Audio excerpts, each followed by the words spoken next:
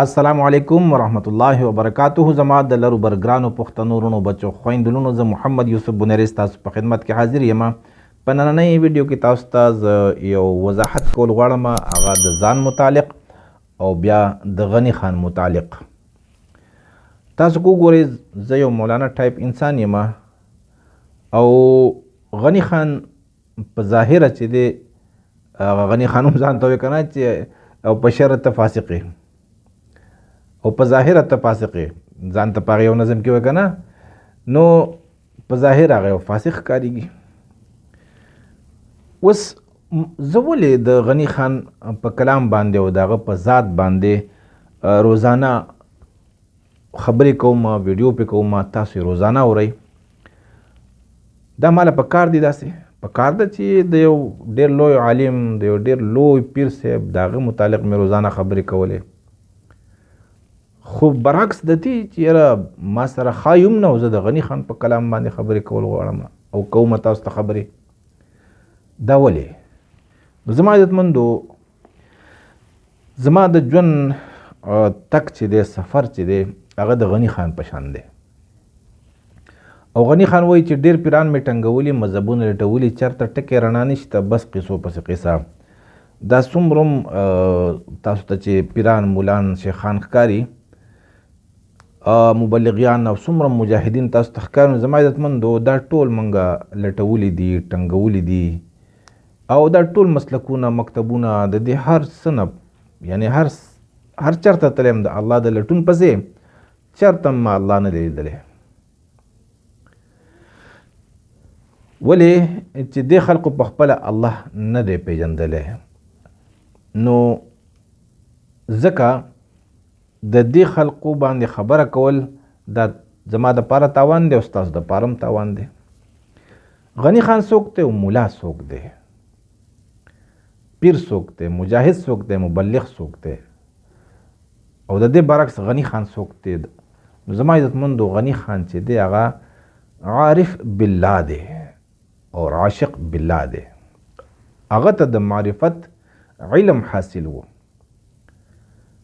او بیا د الله سره مینه کړې ده.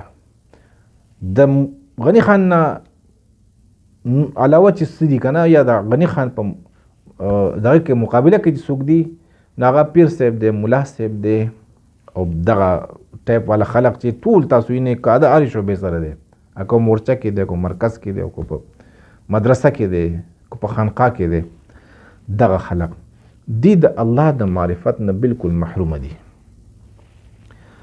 اوس معرفت څه شی دی؟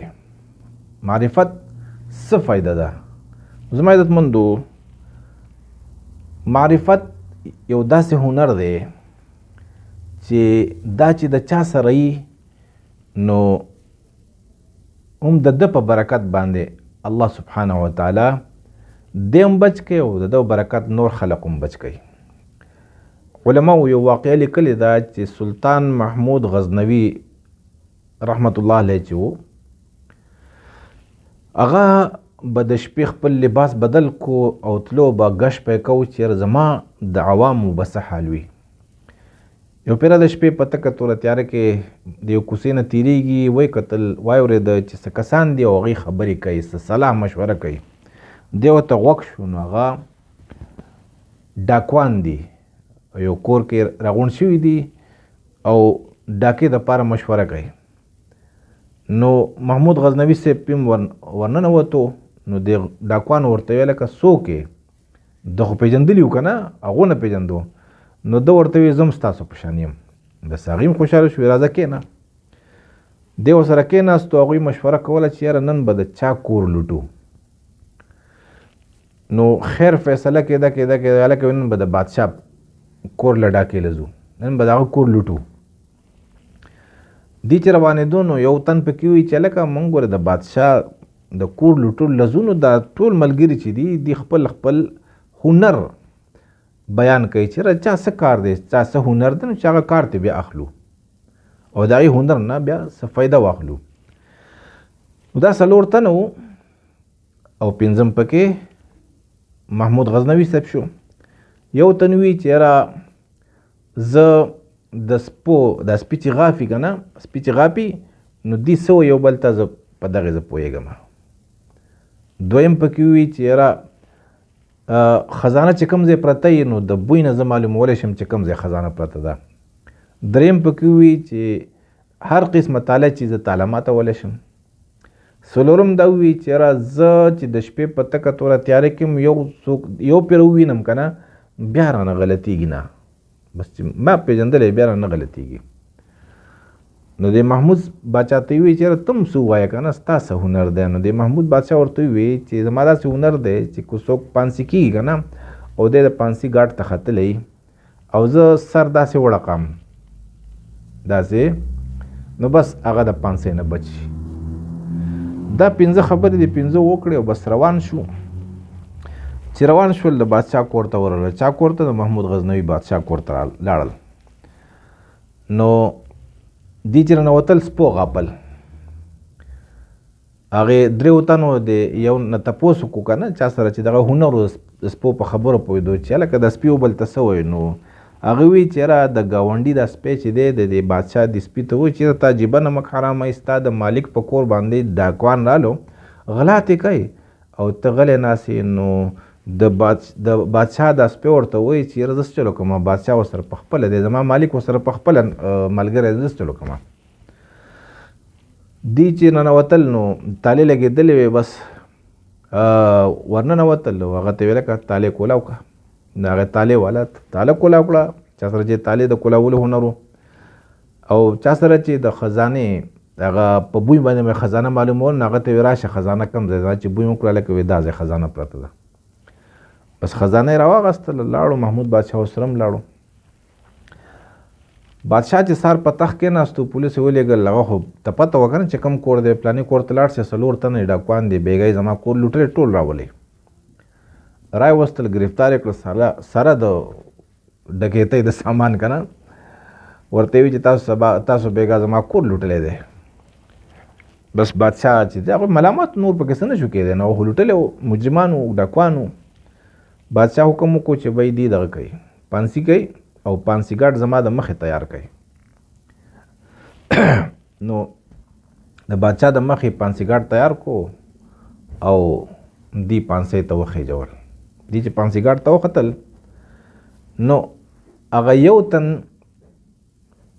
هغه چا چې وي چې د شپې په تکه توره تیاره کې زه څوک وینم یو پیره نو بیا زما نه غلطېږي نه.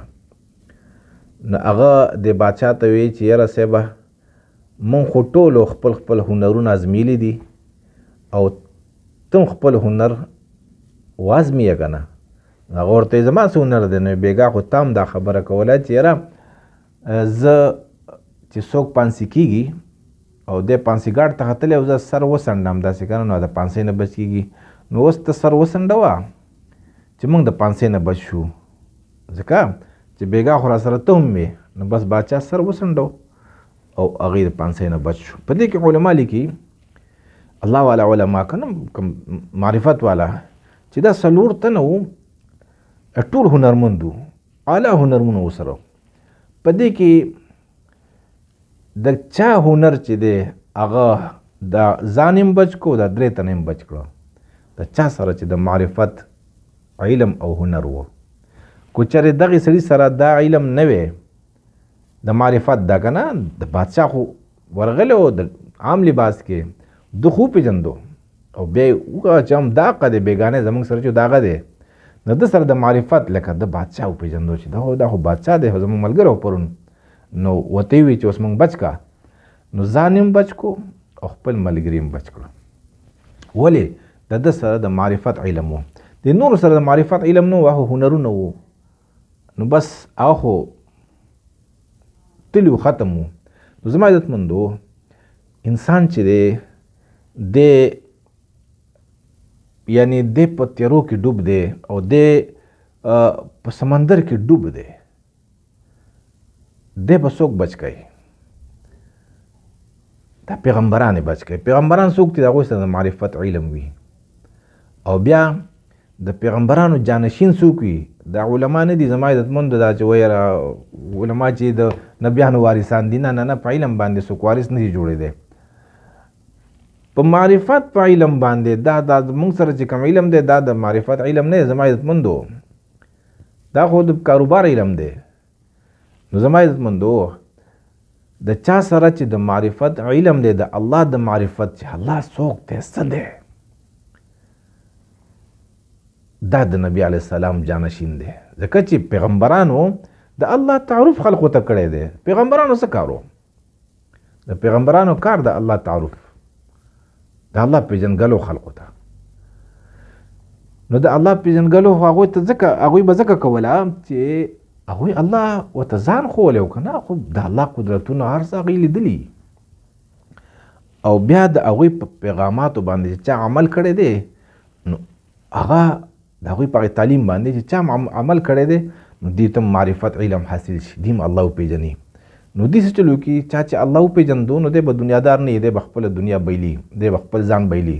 غني خان ځان بایللی، غني خان دنیا بایللی، هر څه یې دا وکړي دي، یو الله یې اغوستی دی. ځان هم په داو لګولی، دنیا هم په داو لګولی، خپل عزت شهرت هم په داو لګولی او الله یې واغستو. دا ولې؟ ځکه چې هغه الله پېژندلی و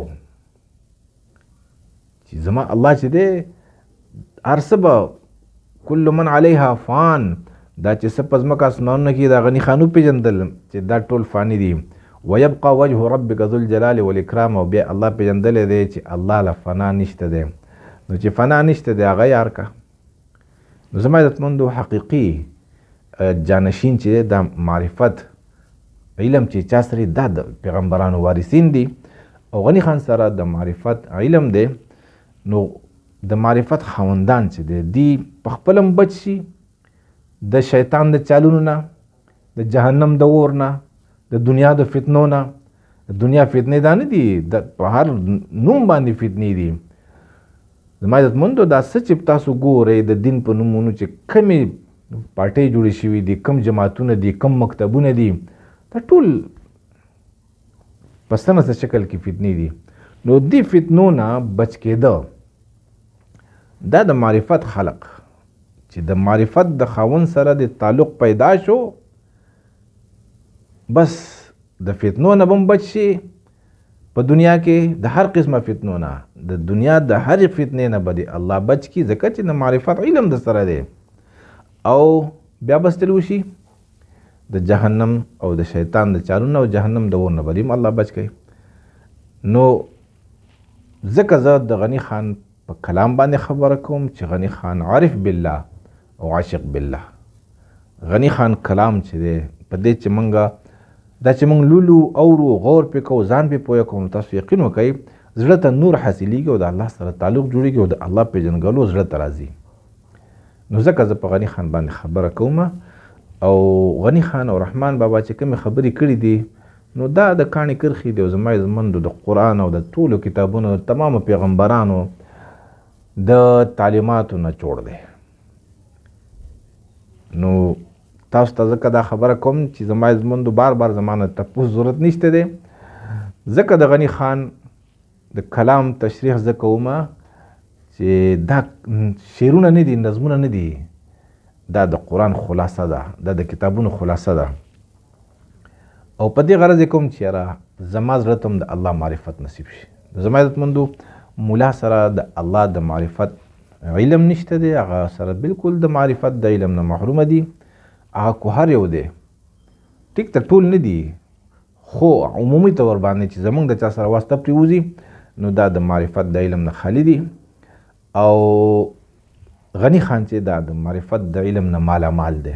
نو ځکه پې زه خبرې کوم زما عزتمندو کو چې دا خبرې ستاسو خوښېږي نو راځئ چې وړاندې د الله په لټون کې ولګو او بیا نور خلقو ته بلنه ورکو. الله مو خوشحاله کړه.